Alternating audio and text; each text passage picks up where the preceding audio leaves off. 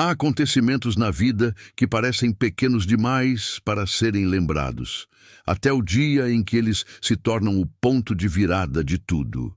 E foi exatamente isso que aconteceu com Dona Firmina, uma mulher simples do sertão do Piauí que, em 1900, decidiu desafiar a própria tristeza para transformar um pedaço de terra seca em um lar. Não só para seus filhos, mas para toda uma comunidade esquecida pelo mundo. A história dela começa com uma perda dura, daquelas que fazem qualquer pessoa duvidar da imprópria força. Mas ainda nos primeiros minutos, você vai perceber, não é apenas a história de uma mãe, é a história de uma coragem que ninguém esperava, nem ela mesma. O sertão naquela época não perdoava ninguém. A seca não era só um fenômeno natural, era uma sentença silenciosa que arrancava sonhos, famílias, esperança. E quando o marido de Firmina morreu repentinamente durante uma viagem para buscar mantimentos, ela ficou diante de dois caminhos: entregar-se ao desespero ou enfrentar um mundo que não tinha a menor intenção de facilitar sua vida. A escolha que ela fez não só mudou o destino dos filhos, como alterou o rumo de muitas outras famílias que até então viviam espalhadas, isoladas, lutando solitárias contra a miséria. Mas essa transformação não aconteceu da noite para o dia. Ela nasceu de um acontecimento que poucos teriam coragem de assumir. Muitos dizem que a força de uma mulher só aparece quando ela é exigida pela vida. E com Dona Firmina não foi diferente. Em vez de se esconder no luto, ela decidiu ocupar o espaço vazio deixado pelo marido. Porém, ao tentar buscar ajuda dos poderosos locais, fazendeiros, comerciantes e políticos, encontrou portas fechadas, preconceito e promessas vazias. E foi nesse momento que começou a maior injustiça da sua história. Gente rica explorando a fragilidade de uma viúva para tirar proveito do pouco que ela ainda tinha. É aqui que a história realmente vira e prende a gente, porque o que fizeram com ela foi cruel. Mas a resposta que ela deu ao mundo foi ainda mais surpreendente. Quando tudo parecia perdido, Firmina descobriu uma força que não sabia que existia. Não era a força de levantar peso, nem de enfrentar homens armados. Era outra coisa. Uma força silenciosa, firme, que nasce dentro da alma de quem não tem mais nada a perder. Ela reuniu vizinhos, famílias dispersas, pessoas esquecidas, e fez algo que ninguém no sertão do Piauí jamais imaginou que uma mulher sozinha conseguiria fazer. A partir daqui, cada passo da sua jornada mostra como uma pessoa comum pode virar o pilar de uma comunidade inteira. E se você acha que já sabe como essa história termina, prepare-se. Porque o que Dona Firmina construiu e o que ela enfrentou depois disso vai mostrar que a injustiça pode até dobrar uma pessoa, mas nunca pode impedir que ela se levante. Essa é a história de uma mãe, de um sertão em transformação e de um legado que ecoa até hoje, mesmo que o mundo tenha tentado apagar sua memória. Quando contamos histórias do sertão, muitas vezes falamos da seca, da fome, da distância, mas esquecemos que, por trás de cada casa de barro, existiu alguém que lutou para que ela permanecesse de pé. Em 1900, o Piauí ainda era um território onde a vida se impunha com dureza e sobreviver era quase um ofício. Foi nesse cenário, dominado por longas estiagens e estradas que mais pareciam trilhas, que a história de Dona Firmina começou a ganhar forma. Uma história que não foi escrita em livros, mas na memória de quem a conheceu e que merece ser lembrada. Firmina era uma mulher de fala mansa, olhar firme e passos silenciosos. Casada com Otávio, um agricultor teimoso que acreditava que a terra sempre devolve o que recebe, ela vivia numa pequena casa de taipa, à beira de um riacho quase sempre seco. Os dois criavam 3 filhos e sustentavam a família como podiam, cultivando milho e feijão em pequenas faixas de terra emprestadas. Tudo era simples, quase humilde demais para chamar de vida. Mas era o que tinham, E para eles, bastava. Pelo menos até o dia em que o destino bateu à porta de forma abrupta. Naquela época, os homens costumavam viajar longas distâncias para buscar mantimentos e trocar produtos.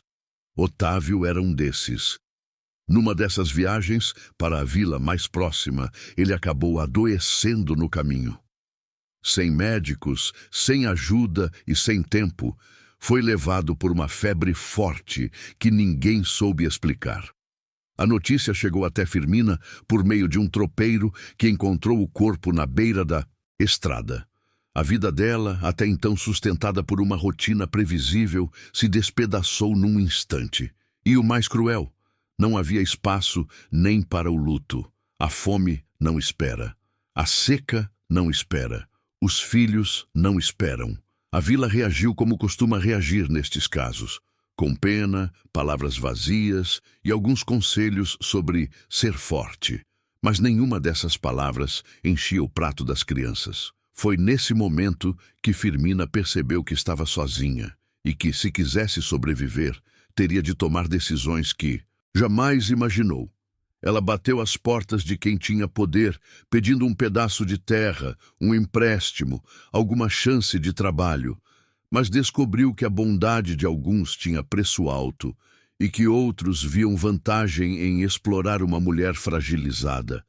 E é justamente aqui que a história se torna maior do que a perda, porque, diante da injustiça e da dureza do sertão, Firmina tomou uma decisão que transformaria não apenas sua vida, mas a de muitas famílias ao redor.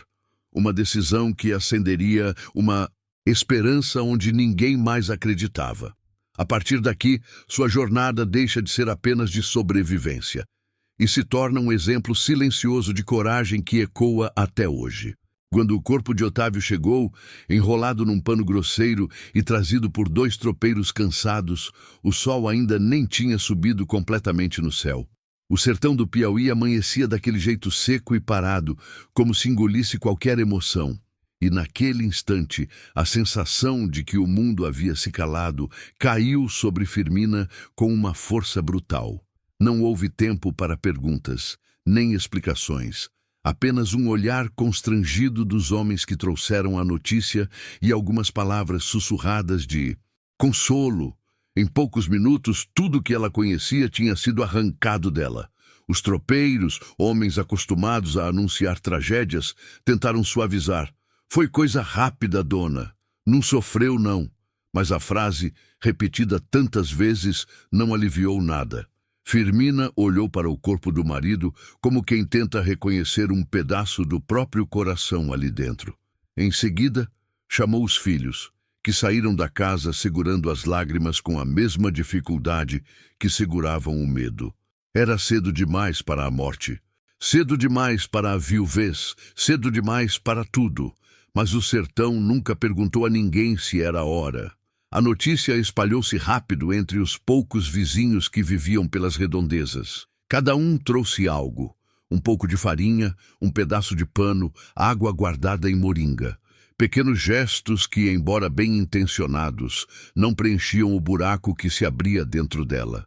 Ainda assim, Firmina agradecia com um aceno silencioso, tentando manter a cabeça erguida. Havia uma parte dela que se recusava a chorar diante dos outros, não por orgulho, mas porque temia desmoronar por completo se começasse.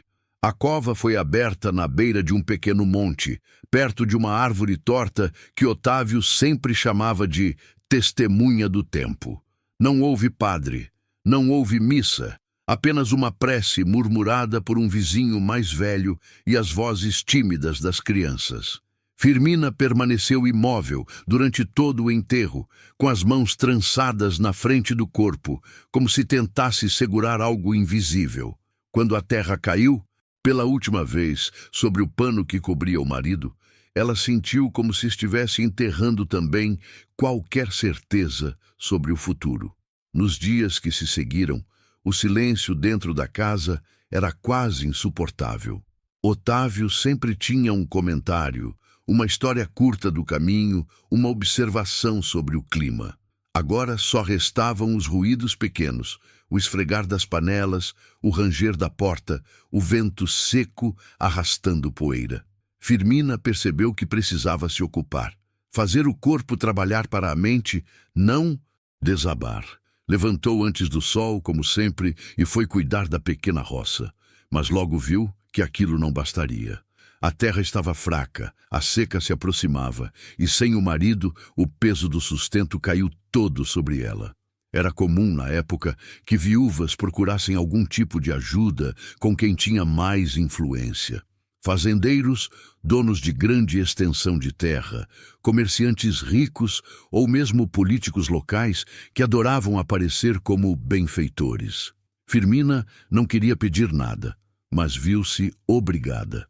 Reuniu toda a coragem que tinha, vestiu o melhor vestido, ainda assim gasto e desbotado, e caminhou até a casa do coronel Ambrósio, dono de quase tudo naquela região. A casa ficava no alto de uma ladeira, como se tivesse sido construída ali justamente para lembrar a todos quem mandava. Ao chegar, Firmina esperou do lado de fora até que um empregado a anunciou. Quando finalmente entrou, encontrou o coronel sentado numa cadeira de madeira escura, abanando-se preguiçosamente. Ele a olhou de cima a baixo, avaliando mais do que apenas a aparência. Era o tipo de olhar que mede fraquezas alheias. Então, Otávio se foi mesmo, disse o coronel, com uma voz que misturava desinteresse e falsa compaixão. Uma pena, trabalhador bom. Firmina assentiu. Explicou a situação, pediu um pedaço de terra para plantar, talvez um adiantamento em mantimentos, algo que pudesse garantir comida aos filhos enquanto ela se reorganizava. Falou com calma, sem exageros, mas com firmeza. O coronel ouviu tudo sem interromper, mas também sem demonstrar nada além de cálculo. Posso ajudar sim, respondeu ele por fim, mas ajuda tem preço. O coração de Firmina apertou. Ela conhecia histórias, sabia que nada vinha de graça, especialmente de alguém como Ambrósio. Mesmo assim, perguntou qual seria o preço. O coronel respirou fundo, cruzou as mãos sobre a barriga e disse: "Você cuida da minha horta, ajuda na casa de vez em quando, e em troca, deixo você plantar numa terra minha. Mas..." fez uma pausa. "Da colheita é dividida, e a parte maior fica comigo. A proposta era injusta, dura, abusiva, mas para muitos seria a única saída." Firmina sentiu o corpo tremer, mas não o rosto. Olhou diretamente para o coronel e tentou negociar. "Posso trabalhar, mas preciso de mais parte da colheita. Meus filhos..." Ele ergueu a mão, cortando a frase no meio. "Minha filha, viúvas não estão em posição de pedir. Aceita ou não?" A frase caiu como golpe. Firmina voltou para casa devagar, os pés levantando poeira, a paz e mente acelerada. Sentia vergonha, raiva, impotência, todas misturadas. Mas no meio desse redemoinho nasceu outra coisa, uma coragem que ela não sabia que tinha. Quando chegou, as crianças correram ao seu encontro, querendo saber se haveria comida. Ela respirou fundo e respondeu apenas: "Vai ter, eu prometo." Promessas no sertão não eram palavras soltas ao vento, eram pactos. E naquela noite, enquanto o céu sem nuvens deixava a lua iluminar o chão seco, Firmina tomou a decisão que mudaria tudo. Não aceitaria a proposta do coronel, não entregaria sua dignidade para sobreviver. Havia de encontrar outro caminho, mesmo que ele ainda estivesse escondido. Nos dias seguintes, percorreu outras casas, outros terrenos, conversou com gente pobre como ela, ouviu histórias, procurou soluções, até que, num final de tarde, descobriu algo curioso. Muitas famílias viviam isoladas, espalhadas, cada uma lutando sozinha. Tinham medo dos poderosos, medo da seca, medo de tudo. E enquanto cada um enfrentava as dificuldades sozinho, os coronéis mantinham o controle sobre todos. Firmina passou a observar mais, a conversar mais, a ouvir as dores dos outros, e percebeu que havia algo ali, algo que ninguém tinha enxergado. Se todos estivessem juntos, poderiam sobreviver melhor do que separados. Era a ideia mais ousada que já lhe passara pela cabeça. criar uma pequena comunidade, um ajuntamento de famílias, onde todos dividissem trabalho, comida e proteção. Era uma visão enorme, quase impraticável, mas também era a única esperança real que surgira desde a morte de Otávio. Numa noite silenciosa, chamou 3 famílias para conversar. Gente simples, castigada pela seca e pelo abandono. Sentaram-se do lado de fora da casa, à luz de um candeeiro fraco, e Firmina expôs sua ideia com palavras simples, mas profundas. A vida tá difícil para todo mundo, e cada um sozinho não vai muito longe. Mas se a gente juntar força, talvez dê para viver melhor. Não tô falando de milagre, tô falando de trabalho e união. Houve silêncio, depois cochichos, depois desconfiança. Mas também havia esperança, mesmo que tímida. Era algo novo, inesperado. Naquela noite, antes de se despedirem, uma das mulheres colocou a mão sobre a de Firmina e disse: "Se você liderar, eu sigo." A frase acendeu algo dentro dela, algo que ela própria não sabia nomear. Uma força antiga, quase ancestral. Pela primeira vez desde a morte de Otávio, sentiu que poderia haver futuro, não só para si, mas para muitos.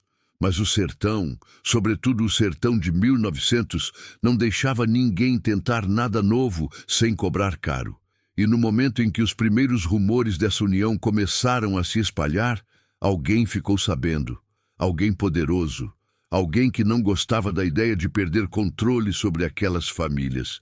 E esse alguém decidiu agir. A noite caiu cedo naquele dia, pesada, abafada, sem vento. O céu parecia uma tampa escura pressionando o sertão, e o silêncio só era quebrado por algum animal distante ou pelo estalar seco de galhos no chão. Firmina sentia que algo estava estranho, embora não soubesse explicar o quê.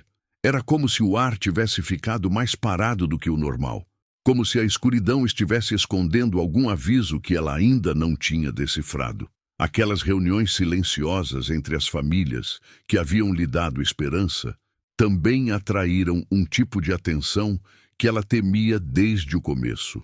O coronel Ambrósio não era homem de aceitar mudanças, muito menos mudanças que diminuíssem seu domínio. Quando os primeiros boatos chegaram até ele, dizendo que algumas famílias estavam se ajuntando para dividir trabalho e trocar comida entre si, o coronel não gostou. Quando ouviu o nome de Firmina ligado àquilo, gostou menos ainda. E quando descobriu que ela, uma viúva pobre, estava sendo vista como referência entre os vizinhos, aquilo foi longe demais para o orgulho dele.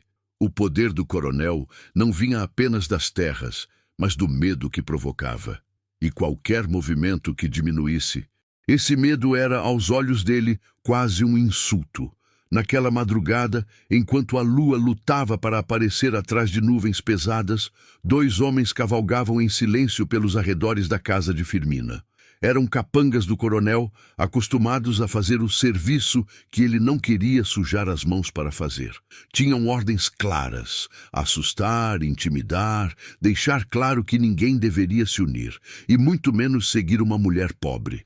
Não era para matar, pelo menos não naquela noite. Mas o recado precisava ser ouvido até pelos vizinhos mais distantes. Dentro de casa, Firmina acordou assustada com o latido do cachorro. Ele era manso, quase sempre quieto, e só latia quando algo realmente estava errado. Ela se levantou devagar, os pés descalços tocando o chão frio, e aproximou-se da porta, tentando enxergar pela fresta. Nada, apenas escuridão. Mas o cachorro continuava inquieto, arranhando o chão, andando de um lado para outro. O coração dela acelerou.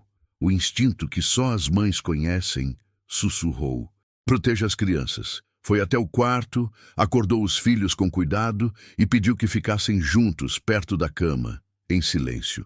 As crianças, ainda sonolentas, obedeceram sem questionar. O medo, mesmo sem nome, já enchia o ar. Firmina voltou para a sala, apagou a pequena lamparina e ficou ali, quieta, esperando. O silêncio foi quebrado por um som que ela reconheceu na hora: cascos de cavalo batendo na terra seca. lentamente, como quem anuncia sua presença de propósito. Do lado de fora, os capangas se aproximaram da porta e bateram forte, tão forte que a madeira quase cedeu. "Abra, mulher!" gritou um deles. Firmina sentiu o corpo gelar, mas não abriu. Não naquele momento. Um segundo golpe ecoou, ainda mais forte. "Avisa logo. Ninguém vai morar perto de você. Ninguém vai te seguir. O coronel manda avisar que viu o que você está aprontando." A voz era áspera, impregnada de ameaça. Antes que ela pudesse responder, um dos homens chutou a porta com violência. A madeira vibrou. Firmina prendeu a respiração. Não tinha armas, não tinha como lutar, mas não ia mostrar medo. Caminhou até a porta e respondeu com a voz a mais firme que conseguiu. "Aqui tem criança dormindo. Se o coronel tem recado para dar, que diga com respeito." O silêncio que se seguiu foi curto, mas pesado. Depois, risos abafados do lado de fora. Risos cruéis, que não combinavam com a hora da noite nem com a presença de uma mãe sozinha. De repente, um dos homens pegou um pedaço de madeira seca e ateou fogo. O brilho, alaranjado, iluminou a escuridão. Ele ergueu a tocha e ameaçou: "Se você continuar com essa história de juntar gente, a próxima visita não vai ser só para conversar." Em seguida, jogou a tocha no pé da cerca. O fogo se espalhou rápido, mas felizmente só pegou nos galhos secos que ficavam do lado de fora. Mesmo assim, a mensagem estava clara. Aquilo era só o começo. Os homens foram embora rindo, deixando para trás um rastro de medo e fumaça. Firmina correu para apagar o fogo e, mesmo tremendo, conseguiu controlar as chamas antes que chegassem à casa. Quando tudo voltou ao escuro completo, ela se ajoelhou no chão e respirou fundo. Não chorou, não gritou, apenas deixou o silêncio falar. O sertão era duro, sim, mas havia algo mais duro ainda: a crueldade de quem tem poder e medo de perdê-lo. Na manhã seguinte, as famílias que tinham se reunido com ela apareceram aos poucos. Primeiro veio Maria das Dores, com os olhos arregalados e a fala trêmula. "Firmina, eu vi fumaça de madrugada." "Tá, tudo bem." Depois chegou o velho Clemente, apoiando-se no cajado. Trouxe água. Depois vieram outros, cada um com alguma preocupação, algum medo. Era como se o ataque tivesse sido dirigido a todos, não só a ela. Firmina contou o que aconteceu sem exagerar, sem inventar nada. Apenas relatou. E ao fazer isso, esperava ver nos rostos deles a desistência. Aquela expressão de "melhor largar isso para lá." Mas o que viu não foi bem isso. A maioria ficou assustada, claro, mas havia algo mais. Uma indignação silenciosa, uma espécie de cansaço com o coronel e suas humilhações. "Se a gente voltar cada um para sua casa, ele sempre vai ganhar", disse Clemente, quebrando o silêncio. "Mas se a gente ficar junto..."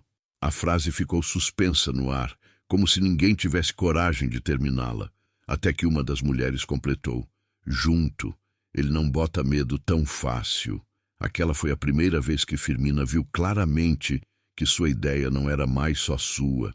Havia crescido dentro do coração dos outros. A união estava nascendo ali, não pela esperança, mas pela necessidade. Mesmo assim, ela sabia que precisavam agir com cuidado. Não podiam simplesmente desafiar o coronel de peito aberto. O sertão não era lugar para heroísmos irresponsáveis.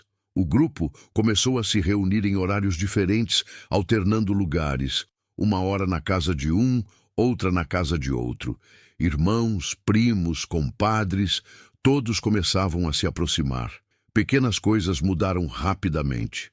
Trocaram milho, dividiram água, ajudaram a capinar as roças. Era pouco, mas era o começo. E quanto mais aquele movimento crescia, mais chegavam histórias de abuso do coronel Ambrósio, dívidas inventadas, cobranças injustas, ameaças veladas. E quanto mais histórias apareciam, mais firme ficava a certeza entre eles de que estavam fazendo o certo. Firmina, apesar de tudo, mantinha a serenidade. Cuidava dos filhos, da roça, das reuniões, das vizinhas. Tornou-se, sem perceber, um ponto de equilíbrio.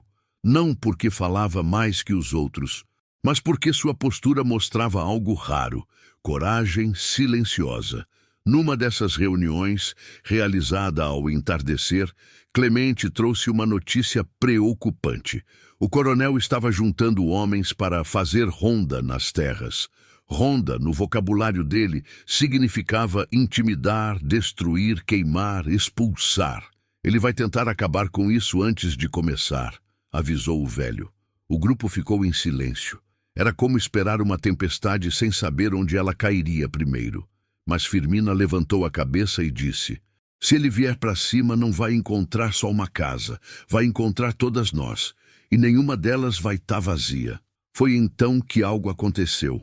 Algo simples, mas que mudou completamente o rumo daquela história. Uma das famílias que morava longe dali decidiu mudar sua casa para perto de Firmina. Depois outra, depois outra. Não era uma mudança rápida, era lenta, trabalhosa, mas determinada. O ajuntamento que ela imaginou começou a se formar diante dos olhos de todos. Casas de barro sendo erguidas, canteiros de roça sendo ampliados, galinhas andando de um quintal ao outro, crianças brincando juntas, gente que antes vivia isolada, agora caminhava lado a lado.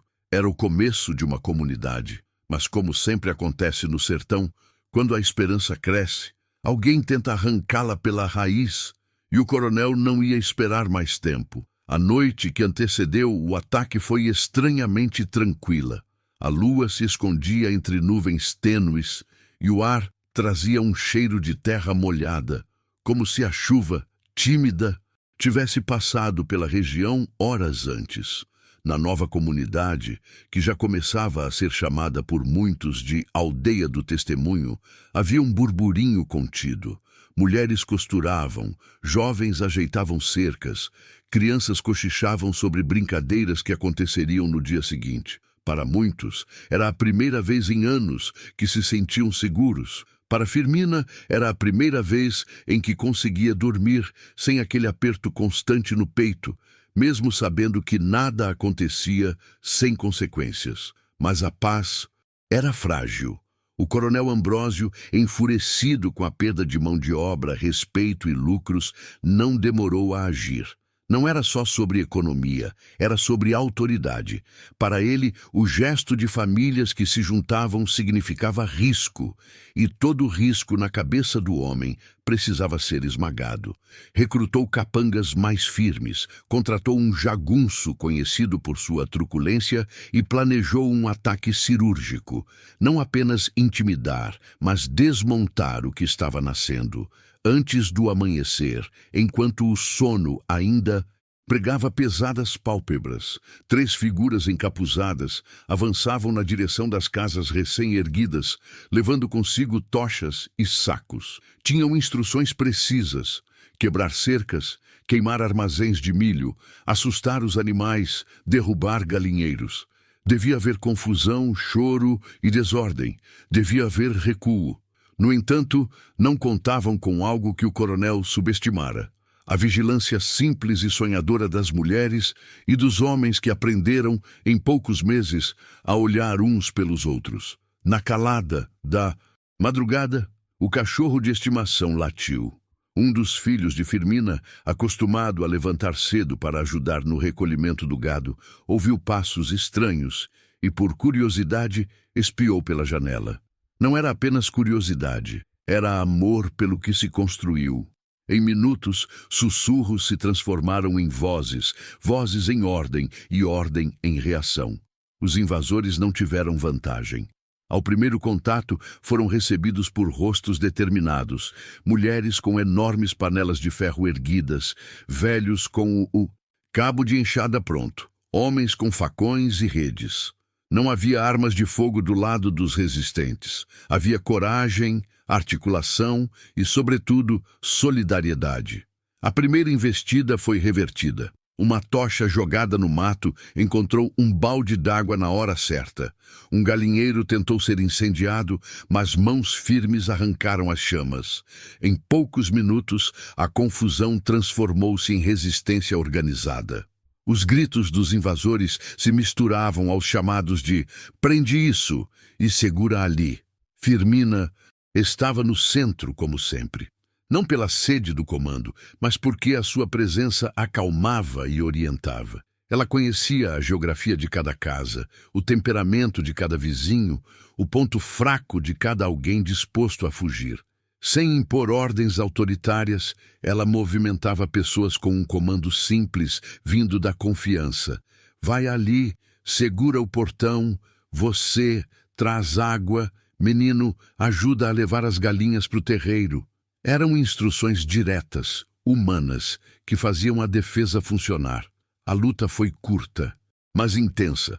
Os capangas, ao perceberem que não teriam a vitória fácil, decidiram recuar com insultos e promessas de retorno. Levaram consigo um saco vazio, queimaram uma pequena pilha de capim e partiram sob o riso maldoso do jagunço. A manhã encontrou a comunidade exausta, com uma mistura de alívio e raiva. Havia feridos leves, arranhões, contusões e um galinheiro parcialmente danificado, mas o pior havia sido evitado.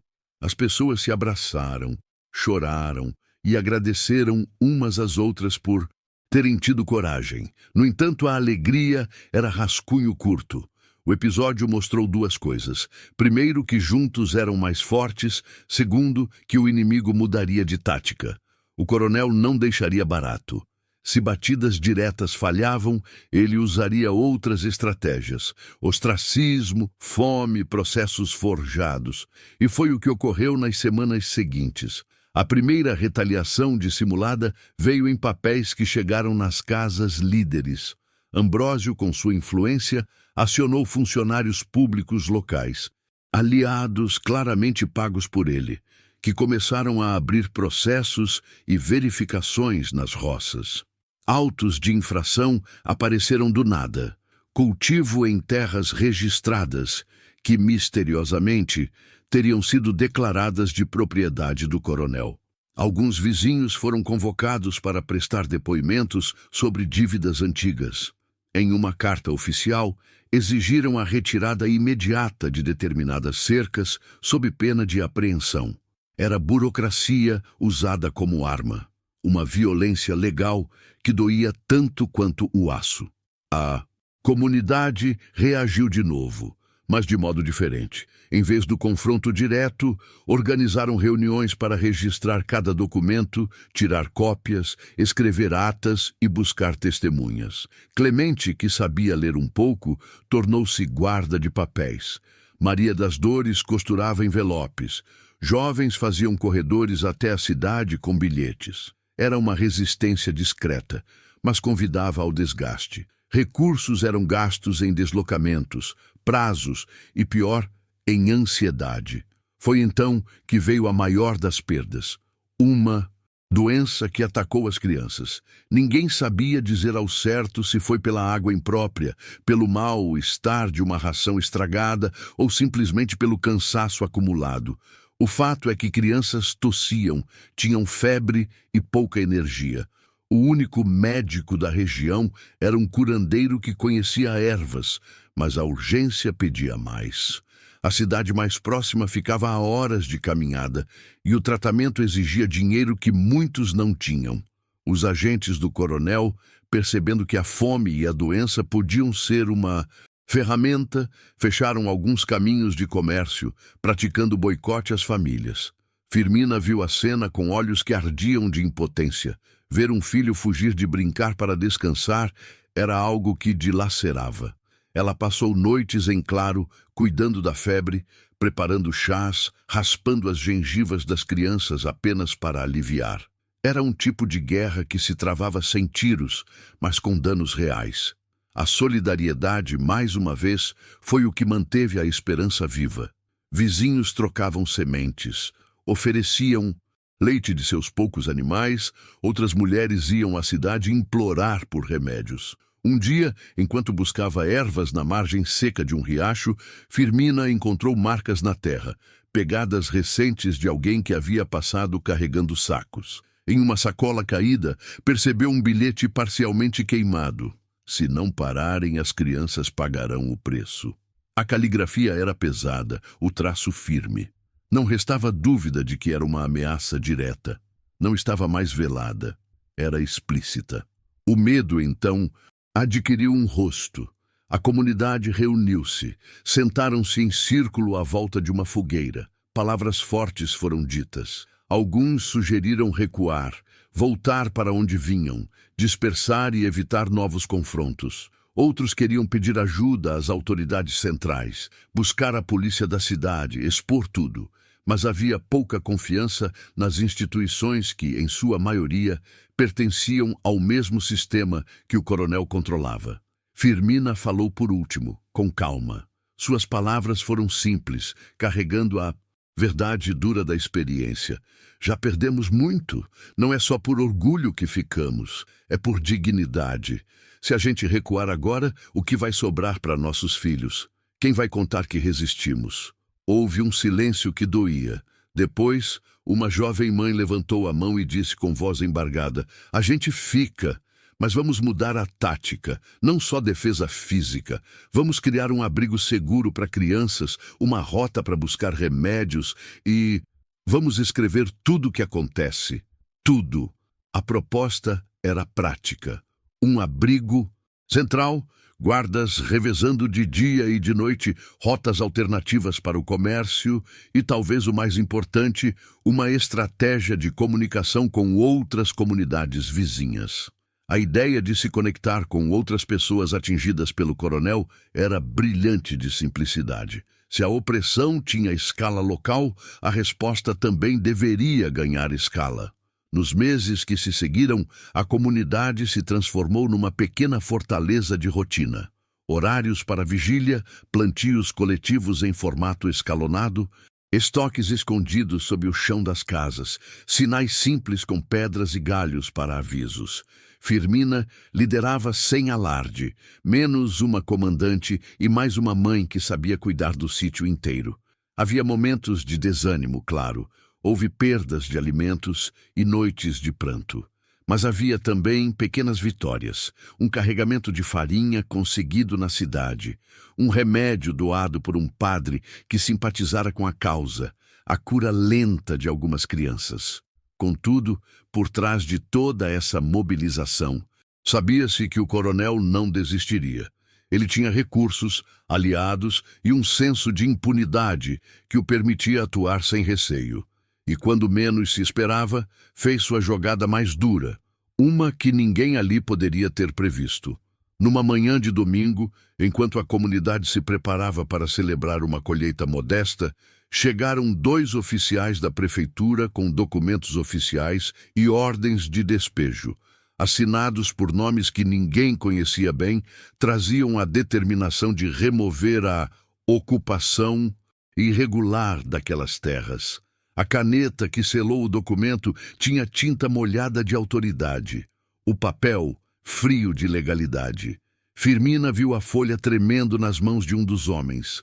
Olhou para os rostos dos vizinhos que misturavam incredulidade e raiva. Uma sensação gelada percorreu sua espinha. A luta ganhara o palco do poder formal. E naquele instante ficou claro que o próximo movimento precisaria ser mais que resistência local. Precisaria falar com o mundo fora daquele planalto seco. Ainda. Assim, antes que qualquer decisão pudesse ser tomada, chegou ao povo uma notícia que ninguém poderia prever.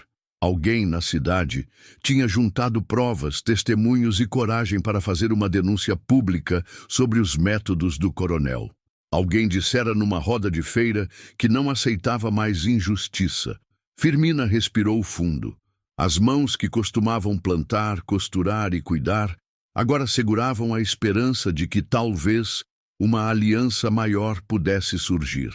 Mas o que ninguém sabia é que nas sombras, interesses poderosos começaram a se mover para garantir que a história não chegasse tão longe.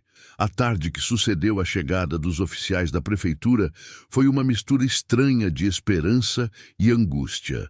O sol, alto e impiedoso, parecia observar tudo de cima, como uma testemunha silenciosa de injustiças que se repetiam geração após geração. Homens e mulheres caminhavam de um lado para outro carregando documentos, colhendo depoimentos, relembrando datas, anotando nomes.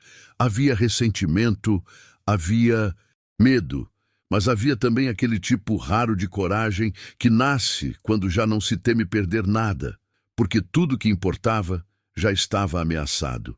Firmina era o ponto de equilíbrio. Enquanto muitos se exaltavam, outros se abalavam, e alguns pensavam em fugir da comunidade, ela mantinha a voz calma. Ninguém vai assinar nada sem entender. Ninguém vai sair daqui à força. Vamos agir com prudência. Era o tipo de serenidade que não vinha de livros ou de estudos, mas da vida, das dores que ensinam, das perdas que moldam. Por volta das 4 da tarde, quando o calor começava a amenizar, um burburinho surgiu perto da estrada principal, aquela mesma que Otávio percorria em suas viagens. Um cavalo se aproximava carregando um homem bem vestido, com chapéu de couro fino e roupa limpa demais para ser lavrador.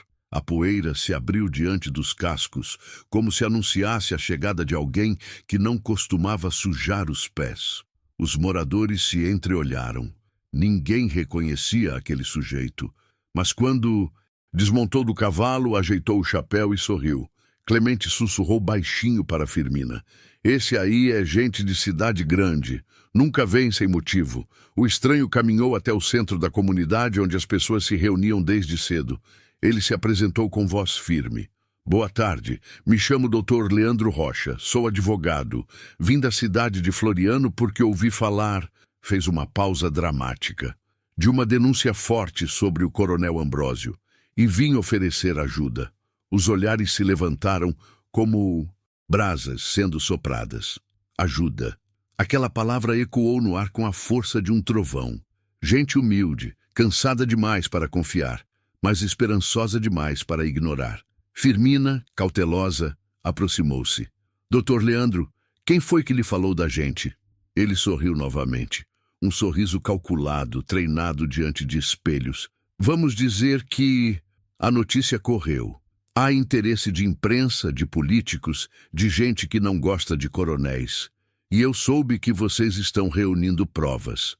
Eu posso representar a comunidade, levar o caso adiante, fazer barulho.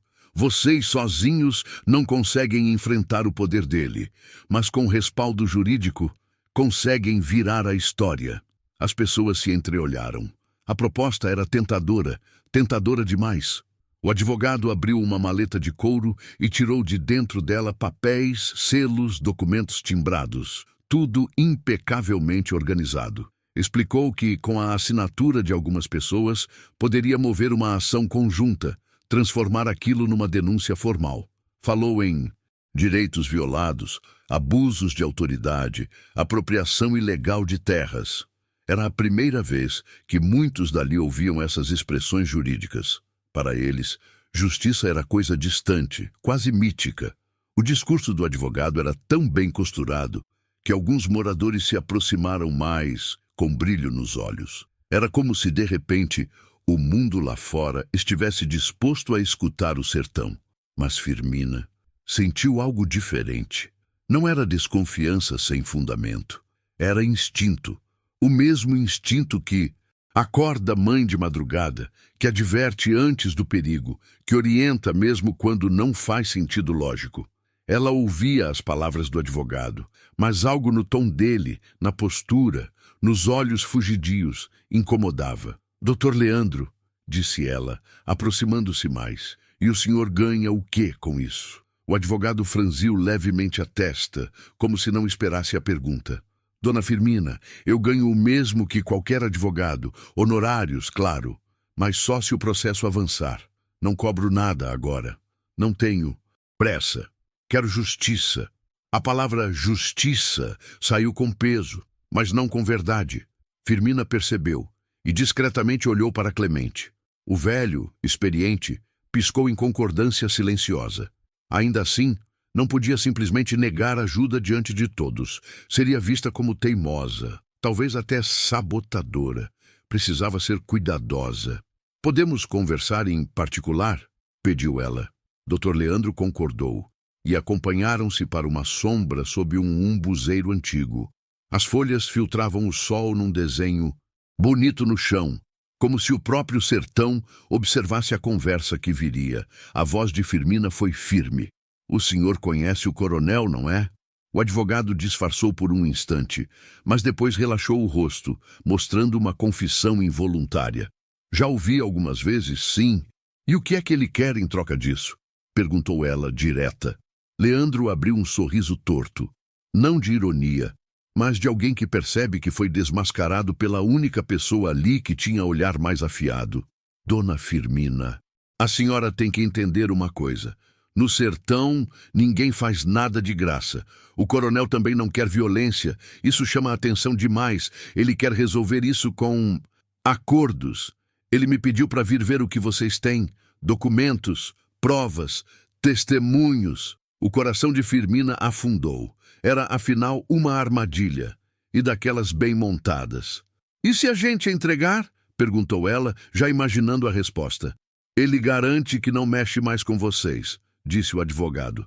Desde que a comunidade desfaça essa união. Cada um volta para sua casa. Cada um cuida da sua vida. Ele promete isso. E eu garanto. Firmina respirou fundo. O silêncio que fez em seguida foi tão denso que parecia preencher o ar. Então ele quer calar a gente, concluiu ela. Ele quer paz, corrigiu o advogado. Paz para quem? Retrucou Firmina. Porque para nós, isso é só outra forma de morrer devagar. O advogado endureceu o rosto. A máscara caiu de vez. Veja, dona Firmina, pense nas crianças. Pense na saúde, nas febres, na fome. Vocês estão vivendo sob risco. Se aceitar, tudo acaba. Se negar, as consequências podem ser sérias. Era chantagem. Chantagem com floreios educados, mas chantagem. Firmina levantou a cabeça devagar. Tinha aquela postura que só gente que enfrentou muita dor consegue ter. Uma postura que não intimida pela força, mas pela convicção. O senhor peça ao coronel para vir falar comigo, cara a cara, disse ela. O advogado riu, surpreso. Ele nunca faria isso. Pois diga que, enquanto ele não vier, ninguém aqui vai se mover, respondeu Firmina firme. E diga também que a gente tem mais força do que ele pensa. Voltou para a comunidade com o peito acelerado. Era difícil saber se tinha feito a coisa certa. As pessoas se aglomeraram ao redor quando ela voltou. Todos queriam saber. Firmina contou tudo, palavra por palavra. Houve indignação, houve espanto, houve quem chorasse de raiva. A proposta do advogado dividiu opiniões. Alguns queriam aceitar, desistir da luta, garantir pelo menos a segurança temporária dos filhos. Outros viam no recuo a certeza de um ciclo de opressão que nunca terminaria. Mas quando perguntaram o que ela achava, Firmina respondeu sem hesitar. Eu não me ajoelho para quem ameaça a criança. Se alguém quiser aceitar a proposta, vá. Mas eu fico. Foi como um estalo. Como se aquelas palavras fossem uma fresta por onde a coragem se derramou. Pessoas que hesitavam sentiram o peso da escolha. E, um por um, foram dizendo, eu fico também, eu também, eu fico. O advogado, percebendo que perdera o controle da situação, anunciou que voltaria à cidade e que traria as consequências da recusa. Subiu no cavalo e desapareceu pela estrada, levando consigo a certeza de que o coronel não deixaria aquilo barato. Quando o sol se pôs, a comunidade estava silenciosa.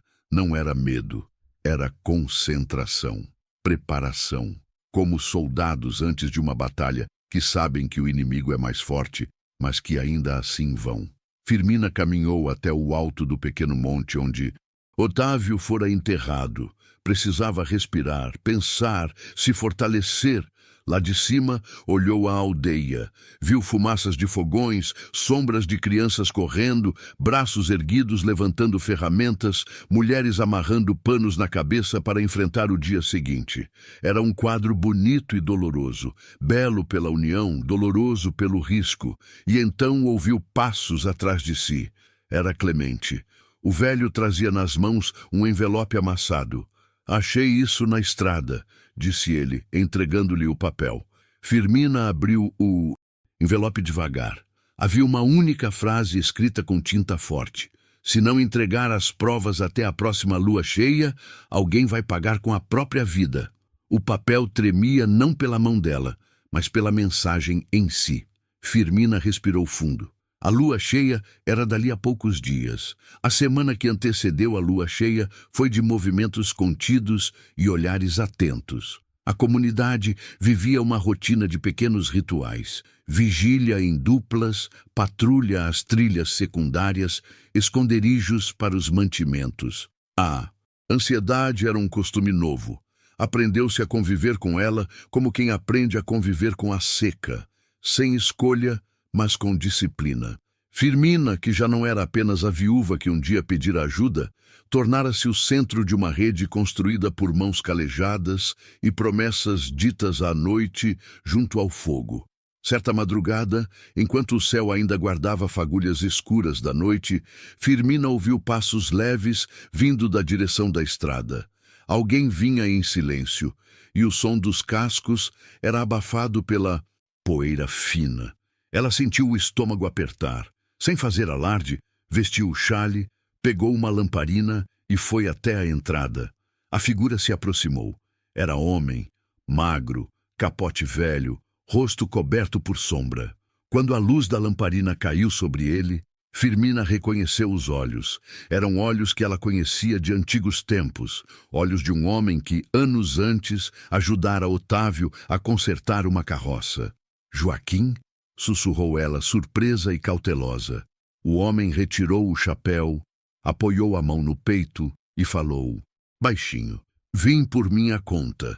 Vim porque achei que já era tarde demais. Ouvi dizer que a senhora precisava de gente que entendesse a cidade e que conhecia quem pode abrir portas. Havia urgência na fala dele. Ela invitou-o a entrar. Joaquim, homem de poucas palavras, contou que trabalhara tempos na cidade grande, como adido de um comerciante, e que conhecia caminhos, papéis e uma ou outra pessoa de respeito. Disse também que quando o coronel fez ameaças, muitos na cidade comentaram que Ambrósio não aceitava que alguém lhe enviasse o troco. Joaquim parecia disposto a ajudar, com a condição de que ninguém soubesse sua ligação com o coronel. Pois, contou, ele já tivera negócios velhos que o ligavam a aquele mundo de mais alto poder. Firmina ponderou. A ajuda era preciosa, arriscada e vinha com sombras. Mas não havia mais espaço para desconfianças que paralisassem a ação. Ela recebeu Joaquim não como herói, nem como vilão, mas como peça de uma teia que, se bem usada, poderia virar a maré. Pediu que ele falasse com cautela, que garantisse que não havia emboscada. E Joaquim prometeu. Iria à cidade, encontrar um contato de confiança e, se possível, fazer com que alguém dos jornais ou um delegado progressista se interessasse pelo caso. Nos dias que seguiram, a comunidade se preparou para a noite da lua cheia, como se fosse um teste final. Havia um plano simples: mostrar provas. Documentos, testemunhas, relatos de abuso. A alguém de fora que pudesse levar a história para além do alcance local do coronel. Se esse plano falhasse, o que vinha a seguir era imprevisível. Cada família ficou de olho nas trilhas e guardou um pedaço de coragem para o momento decisivo. Na véspera, ainda ao entardecer, aconteceu algo que passou a sensação de que o mundo conspirava tanto contra quanto a favor. Maria das Dores encontrou uma caixa enterrada junto a um poço antigo, contendo moedas velhas, papéis e, o mais importante, um caderno de anotações do coronel. O caderno trazia registros, nomes, datas, valores pagos a várias pessoas, notas sobre a aquisição de terras e uma frase que revelava o cerne da operação. manter sob controle para evitar contágio. A leitura do caderno foi como abrir uma porta que ninguém sabia existir. Ali havia evidências de manipulação, suborno e pressão sobre autoridades pequenas. Era o que precisavam. O achado encheu a comunidade de uma mistura perigosa de euforia e medo. E justamente quando a esperança parecia maior, o perigo apareceu disfarçado de ajuda. Na manhã que antecedeu a lua cheia, apareceu na propriedade uma comitiva de fazendeiros menores, homens com caras de circunstância e trajes limpos. Disseram ter vindo para mediar. Alegaram que a cidade se movia, que era melhor negociar antes de expor tudo. Entre eles estava Rui, homem que Firmina conhecia vagamente e que um dia tocara um arado no terreno que hoje abrigava a aldeia. Rui estava ali com cara de quem trazia solução, mas com olhos de quem guardava interesse. Entre uma fala e outra, ofereceu-se como interlocutor. Posso conversar com o coronel, garantir não sei o quê, conseguir um acordo. Rui era, afinal, conhecido por sua habilidade de conversação e por frequentemente servir de ponte entre os pobres e os poderosos. Firmina ouviu com paciência. Sabia que acordos eram sedutores e muitas vezes traiçoeiros, e por isso propôs algo simples. Qualquer acordo deveria ser público e registrado, com assinaturas de todas as famílias e testemunhas. Caso contrário, não haveria acordo. Rui arregalou os olhos. A proposta era para ele incômoda, para o coronel inaceitável. Enquanto isso, Joaquim retornou à noite com notícias vivas. Um repórter novo da cidade, o Sr. Tobias, se interessara pela história depois que Joaquim deixara ali uma pista. Tobias prometera vir de surpresa na noite da lua cheia para ouvir as pessoas, ver as provas e publicar. Era a chance de levar o caso para longe do alcance dos mandos locais. A expectativa cresceu, mas também cresceu a tensão. O que ficara escondido nas sombras viria à luz na hora marcada. Havia quem quisesse negociar e havia quem quisesse esmagar. E naquele redemoinho, decisões precisariam ser tomadas com coragem. A noite chegou sem lua. Nuvens grossas a ocultaram. E a sensação era de que o mundo inteiro se fechava em dois hemisférios, o da esperança e o da ameaça. Às 10 horas, o repórter Tobias e Joaquim chegaram, vindos pela trilha secundária. Veio também Clemente, com documentos e o caderno do I. Coronel, guardado embaixo do manto. O repórter ouviu as histórias, olhou os papéis, fez anotações rápidas e prometeu que no dia seguinte sairia para a cidade com tudo. Antes de partir, porém, pediu para conversar em particular com Firmina. Se eu levar isso e o coronel descobrir que veio da sua comunidade, disse Tobias, ele pode derramar toda a sua ira sobre vocês antes que a matéria saia. Preciso de garantias de que, se eu postar, haverá proteção. Alguém capaz de garantir à cidade que isso veio de fontes seguras. Firmina entendeu. Proteção, para ele, era sinônimo de aliados de peso. E ali, no interior do sertão, aliados de peso eram raros. Ainda assim, prometeu. Dariam ao repórter a história. Ele partiria antes do amanhecer. Durante a madrugada, a comunidade se reuniu. Decidiram que uma parte das famílias ficaria na câmara de defesa próxima ao poço. Outras manteriam vigília nas estradas. Firmina organizou os turnos. Cada pessoa sabia seu papel. Era uma coreografia de resistência, ensaiada nos olhos e nas mãos. Mas o destino, quando é injusto, costuma não ceder. Por volta das 3 da manhã, barulhos de carros foram ouvidos ao longe. Coisa incomum naquela estrada de terra. O som cresceu até que luzes cruzaram a trilha como veias de ferro. Homens armados desceram em silêncio. Eram mais do que esperavam. Havia pistoleiros, havia capangas conhecidos, havia alguém que reagia com frieza de quem só conhece uma lei, a lei do poder. Firmina teve alguns segundos para decidir. O primeiro impulso foi proteger as crianças, depois avisar os guardas. O confronto foi tumultuado, gritos, objetos arremessados, vozes. Rui foi o primeiro a ser cercado. Um tiro disparou ao longe. Não era para matar, disseram depois. Era para assustar. Mas o som atingiu qualquer coragem momentânea. O que parecia um movimento de intimidação logo se transformou em agressão planejada. As tropas do coronel sabiam onde ficavam os papéis, sabiam onde era o caderno. Havia alguém ali dentro que falara. No meio do tumulto, uma figura surgiu com rapidez surpreendente: Joaquim.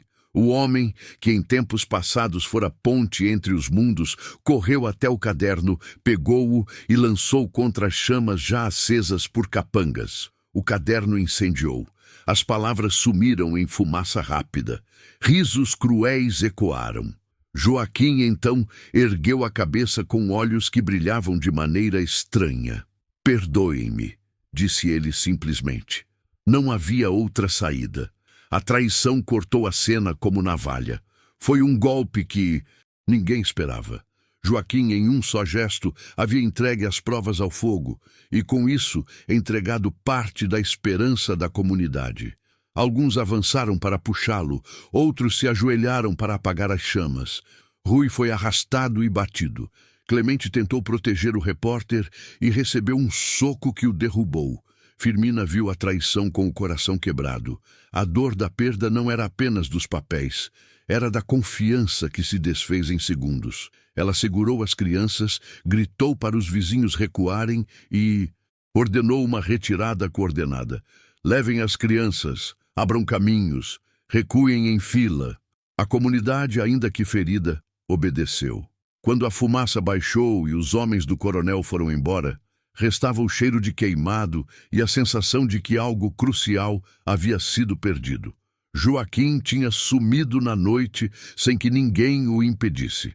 Ninguém sabia dizer se fora por medo, por algum final calculado ou porque escolhera lado. A dúvida ardia mais que a raiva. No dia seguinte, a cidade acordou com a notícia da briga, mas sem provas palpáveis. O repórter Tobias voltou amassado e disse que a matéria poderia ficar sem base. Os vizinhos foram consolados e alguns prometeram nunca mais confiar em ninguém de fora. Firmina, sentada na soleira da casa, olhou para o monte onde Otávio fora enterrado. Havia vergonha, havia raiva, havia ainda uma centelha de algo que sempre a guiara. Recusa ao desânimo. A perda incendiara sonhos, mas não apagara o rosto das crianças que dependiam dela. E assim, decidiu que a luta não terminaria ali. O caderno havia sumido, mas o que estava nas bocas das pessoas, nas memórias dos que haviam sofrido, não queimaria tão fácil. Reuniu as famílias e disse, com voz firme e baixa: perderam papéis, não perderam nossa história. Vamos reconstruir. Um por um, vamos lembrar nomes, datas, os valores. Se alguém traiu, que pague. Mas a nossa responsabilidade é continuar. O olhar de cada pessoa encontrou o dela. Era um acordo simples e duro. O caminho seria mais difícil, mas a comunidade nascida da luta decidiu seguir. Meses depois da noite em que as provas arderam em chamas, o sertão parecia outro. Não porque a seca havia terminado, mas porque a comunidade criada por Firmina já não era a mesma de antes. Havia cicatrizes, havia lembranças amargas, mas havia também uma certeza que ninguém mais conseguia arrancar.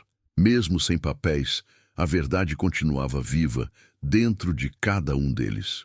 O documento esquecido pelo padre, aquele registro antigo que denunciava práticas ilegais do coronel, acabou vindo às mãos deles não pela força, mas pela coragem silenciosa de quem ainda acreditava na justiça. O padre, homem simples e envelhecido pelo sol, entregou a Firmina o pergaminho amarelado, quase como quem entrega um filho. Guarde bem, disse ele, porque isso não é só prova, é memória.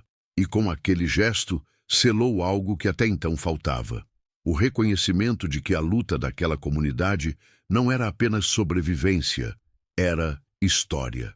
Com o documento em mãos e o apoio de gente da cidade, a denúncia finalmente tomou forma. Não foi rápida, não foi simples, e não trouxe vitória imediata, mas trouxe o que o sertão quase nunca conhece: consequência. O coronel passou a ser investigado, perdeu aliados, viu portas se fecharem. Pouco a pouco, seu poder, antes absoluto, foi se esfarelando como barro seco. E Firmina não buscou glória, nem cargo, nem título. Continuou sendo a mesma mulher que lavava roupa, plantava milho e recebia vizinhos com café ralo e palavras firmes. Apenas agora caminhava com a certeza de que não viveu em vão. A aldeia cresceu, ganhou escola, ganhou fileira de casas coloridas, ganhou crianças correndo sem medo. Ganhou futuro. Num fim de tarde, sentada diante da árvore torta onde Otávio fora enterrado, Firmina murmurou: "Não foi o sertão que virou lar. Fomos nós que aprendemos a construir." E ali, naquele silêncio bonito, deixou que o vento carregasse sua história. Uma história que, até hoje, resiste onde muitos tentaram calar.